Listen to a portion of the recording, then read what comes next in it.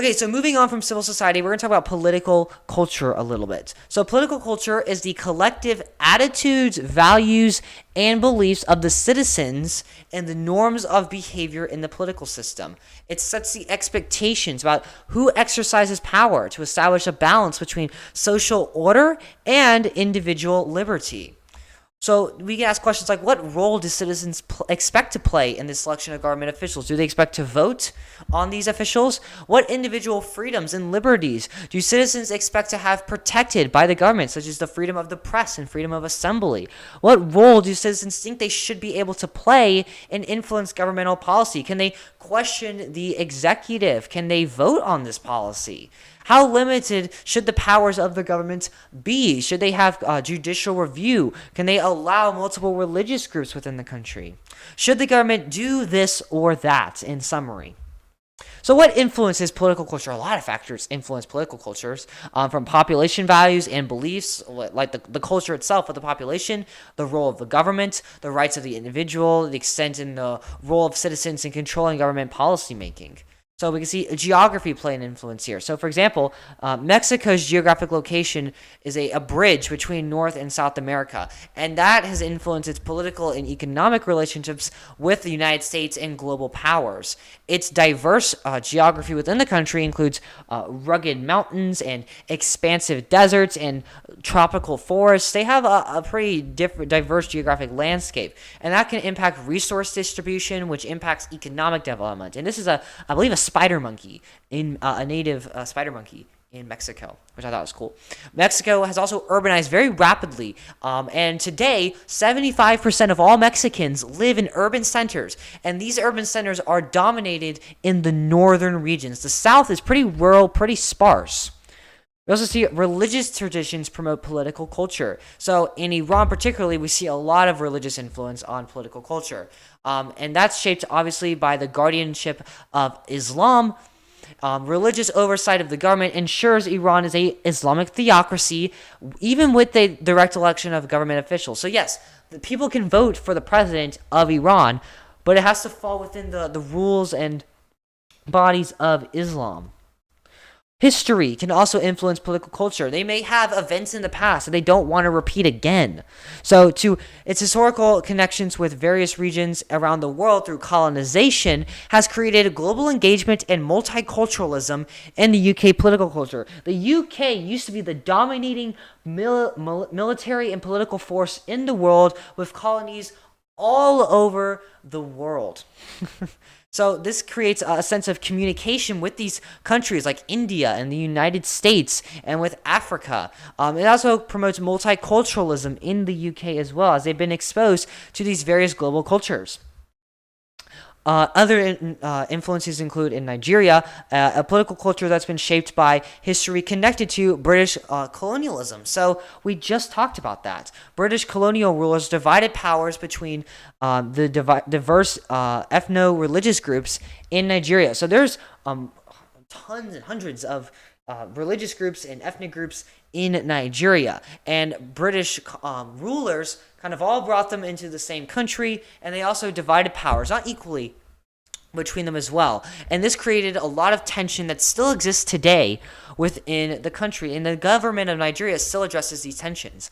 Before Nigeria secured independence from Britain in 1960, colonialism has shaped the development of their economy in the different regions, particularly the oil industry in the south. Some of Nigeria's political institutions, like the use of a common law legal system and the development of an independent judiciary, can be traced back to British colonial government. So it's not all terrible things that happen from colonialism. Like the tensions, it had some benefit to it. Like the democratization process is probably influenced by British political culture. So the common law system used in the UK, as well as an independent judiciary, is probably traced back to that influence of Britain. Russia has a long history of authoritarian rule, including a Tsarist autocracy, and Soviet communism, and that's left a significant imprint on its political culture. They had centuries of centralized communist power, state control, and repression that have shaped Russians' expectations of strong leadership and stability. So people in Russia, particularly people who have been there since the Soviet Union was still around, they see a government as a body that's to be very strong and very powerful and stable. They also have the Orthodox Church in Russia as well. That's played a role in shaping Russians' sense of identity, morality, and social cohesion with religion. And I kind of love the looks of some of these Orthodox churches a little bit. Look at this one. It kind of looks like Candyland a little bit. The church has close ties with the state of Russia and political officials within that. And Soviet rule continue to influence Russia's political landscape.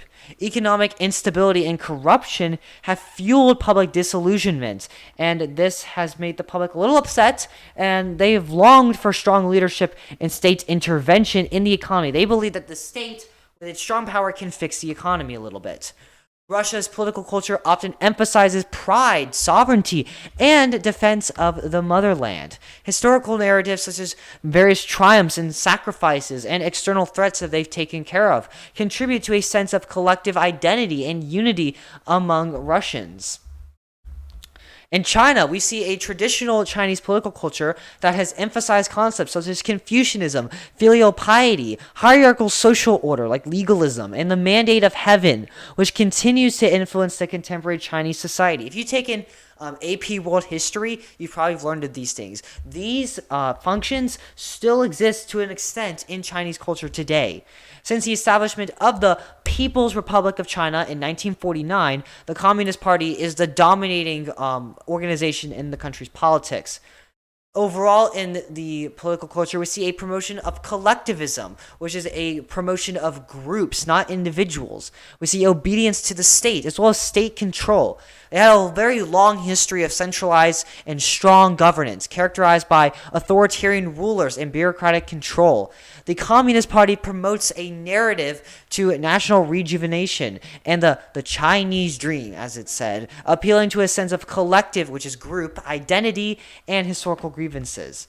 They've also experienced in recent years rapid economic growth and modernization that's transformed its political culture in a way that's led to different expectations to develop. And these expectations promote consumerism and a more capitalist system within the country, which is not very particularly ingrained in Chinese culture. So the citizens have adjusted their beliefs a little bit with this economic growth and GDP growth rate. China has the second highest GDP in the world, which is insane. Oh, that's Confucius, by the way, if you didn't know. So let's talk about political socialization. This is a concept you should be familiar with. It's when political culture is transmitted between groups. That's political association. It's a lifelong process for each individual, and that's how they acquire their beliefs, their values, and their orientations toward the political system. Do they like certain parties? Do they like certain policies? It starts out probably with your father telling you, man, these dang people in government don't know what they're doing. And then it goes into watching YouTube videos and shorts and that sort of thing, at least today. That's how it works. And there's so many different processes and mediums that facilitate political socialization. Some families, even schools. We'll see how that influences people in China, as well as individual peers. You're more likely to be friends with people who have similar political beliefs to you. Religious institutions are typically more conservative. We see that in Iran. We also see the media, how biased they are, and social environments and civic organizations. We can see NGOs influence political socialization. They all play a crucial role in this process, and these, as a whole, develop political attitudes and values between individuals within a country here. So continuing on, there are many agents of socialization, and they are found in all kinds of regime types. Authoritarian regimes, however, apply more concerted governmental pressures to socialize their citizens around conforming beliefs. So what this means is that authoritarian regimes will use more methods of the government to facilitate socialization, to get people to be loyal to the government and the political system. So let's look at some examples here. In Russia, the government exerts significant control over the media and uses state-owned television channels and newspapers to promote pro-government narratives and suppress dissenting voices. So what this inevitably does is that people who read a newspaper in Russia are going to see pro-government articles, and they're going to think, oh, that's great, the government is great. And they're going to turn out to be pro-government because of this bias.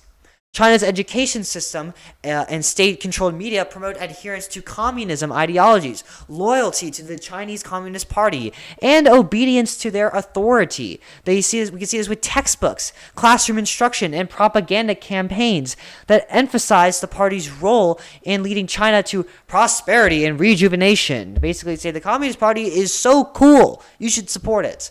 In Iran, the government intertwines with political ideology and Shia Islam, which is the official state religion, and they use religious institutions and clerics to use propaganda against the people, or to the people, I should say. So let's look at concentration camps within China. So these concentration camps hold thousands of Muslim Uyghurs that are detained in these camps, so that the government can use them as boarding schools to reevaluate the minds of these Muslims. Reports from former detainees, satellite imagery, and leaked government documents have provided evidence that people have been detained for arbitrary reasons. They've had to go through forced labor, torture, and other human rights abuses. Detainees have given vocational training, are indoctrinated on learning the Chinese languages and obeying laws to avoid becoming involved in the terrorism, quote unquote, related to Uyghur separatists who want their own country independent of China, seeking the region's independence. So they're kind of redoing the minds of these Uyghur Muslims. At least that's what they're trying to do a little bit, to indoctrinate them into saying China's better. You don't want to be independent. These people who want to be independent are crazy, and you should hate them. That's essentially what they're doing. And it alleges that Uyghur separatist groups such as the East Turkestan Islamic Movement, the ETIM, pose a threat to a national security or stability within the government. Thanks so much for watching. Please like and subscribe. It's free, which means it costs $0, and it really does help me out. Leave a comment down below with any questions. I'll be happy to answer them. There's some links down below in the description with practice tests, key terms, guided notes, all that fun stuff. Head on over to the next AP Comparative video on some really cool political stuff.